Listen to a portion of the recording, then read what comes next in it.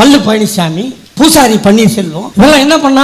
சிரிக்காத, நீ பன்னீர்செல்வத்தை கூப்பிட்டு நிப்பாட்டு, ஒரு காவி வேஷ்டி கட்டு, கையில ஒரு அருவாவை கொடு, ஐநார் சாமி மாதிரியே இருப்பான். பழனிசாமியை கூப்பிடு, ஒரு பெரிய சேரை போடு, முன்னாடி ஒரு டேபிள், ஒரு கல்லாப்பெட்டி வை, புகாரி ஹோட்டல் மேனேஜர் மாதிரியே இருப்பான். இந்த மதுரையில் ஒருத்தன் கிராம்பார், அவன் பேர் என்ன, செல்லூர் ராஜா, அப்படியே கிளி ஜோசியக்காரன் கருத்தச்ச மாதிரியே இருக்கும்.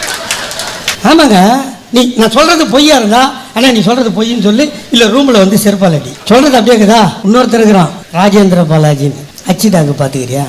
அச்சிடாக்கு அதை ஒரு போட்டோ அப்படி வை, அப்படியே அந்த மாப்பிங் பண்ற மாதிரி ராஜேந்திர பாலாஜியும் வை, அச்சிடாக்கு பயந்துரும், நம்மால் வந்திருக்காண்டா, அப்படியே இருக்கும், கண்ணு மூஞ்சி மூக்கு எல்லாம் ஒண்ணா. எங்களை கூட சொன்னா, சனாதனத்தை பத்தி பேசினாரு எங்க சின்னவர், வழக்கு போடுவேன், அதை போடுவேன், மயிரை போடுவேன்.